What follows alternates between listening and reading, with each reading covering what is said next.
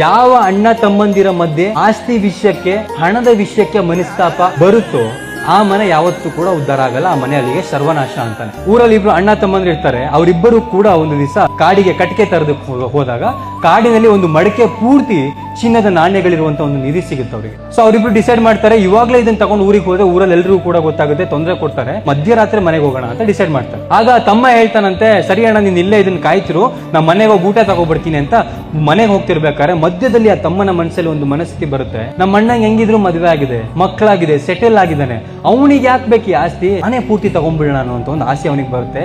ಊಟ ತಗೊಬರ್ತಿರ್ಬೇಕಾದ್ರೆ ಆ ಊಟದಲ್ಲಿ ವಿಷ ಹಾಕ್ಬಿಡ್ತಾನೆ.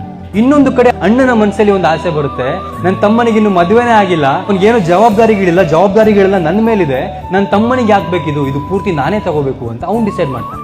ಸೊ ತಮ್ಮ ಆ ಊಟವನ್ನ ತಗೊಂಡು ಬಂದ ತಕ್ಷಣ ಅಣ್ಣ ಏನ್ ಮಾಡ್ತಾನೆ, ತನ್ನ ಜೇಬಲ್ಲಿ ಇದ್ದಂತ ಒಂದು ಚಾಕುನ ತಗೊಂಡು ತಮ್ಮಣ್ಣನ ಸಾಯಿಸ್ಬಿಡ್ತಾನೆ. ಸೊ ತಮ್ಮಣ್ಣನ ಸಾಯಿಸಿದ ಮೇಲೆ ಹೊಟ್ಟೆ ಹಸಿತಿತ್ತಲ್ಲ, ರಾತ್ರಿ ಊರಿಗೆ ಹೋಗ್ಬೇಕು. ಸೊ ಹೊಟ್ಟೆ ಹಸಿತಿದ್ದಂತ ಆ ಊಟವನ್ನ ಮಾಡ್ತಾನೆ, ತಮ್ಮ ತಂದ ಊಟವನ್ನ, ಅದರಲ್ಲಿ ವಿಷ ಇರುತ್ತೆ, ತಮ್ಮನು ಕೂಡ ಸಾಯ್ತಾನೆ. ಸೊ ಯಾವಾಗ ನಮ್ಮ ಜೀವನದಲ್ಲಿ ನಾವು ಹಣಕ್ಕೆ, ಆಸ್ತಿಗೆ, ಸಂಬಂಧಗಳಿಗಿಂತ ಹೆಚ್ಚಿನ ಒಂದು ಪ್ರಾಶಸ್ತ್ಯವನ್ನು ಕೊಡ್ತೀವೋ, ಸಂಬಂಧಗಳಿಗಿಂತ ಹೆಚ್ಚು ಮೌಲ್ಯವನ್ನು ಕೊಡ್ತೀವೋ, ಆಗ ನಮ್ಮ ಮನೆಯಲ್ಲೂ ಕೂಡ ನಮ್ಮ ಸಂಸಾರದಲ್ಲೂ ಕೂಡ ಇದೇ ಆಗುತ್ತೆ.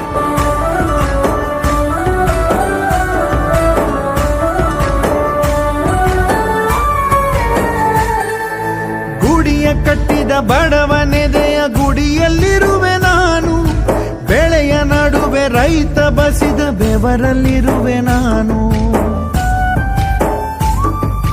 ಕೆಲಸ ನಿನದೆ, ಫಲವು ನಿನದೆ, ಛಲದ ಒಡೆಯ ನೀನು, ಇದನ್ನು ಮರೆತು ನನಗೆ ನಮಿಸಿ ಶ್ರಮವ ಪಡುವೆ ನೀನು. ಬಿಡು ಮತಗಳ ಜಗಳ, ಇದೇ ಕೆಲಸವು ಬಹಳ, ನನ್ನ ಒಲಿಸಲು ಮರುಳ, ಇರೋ ಮಾರ್ಗವು ಸರಳ, ನನ್ನ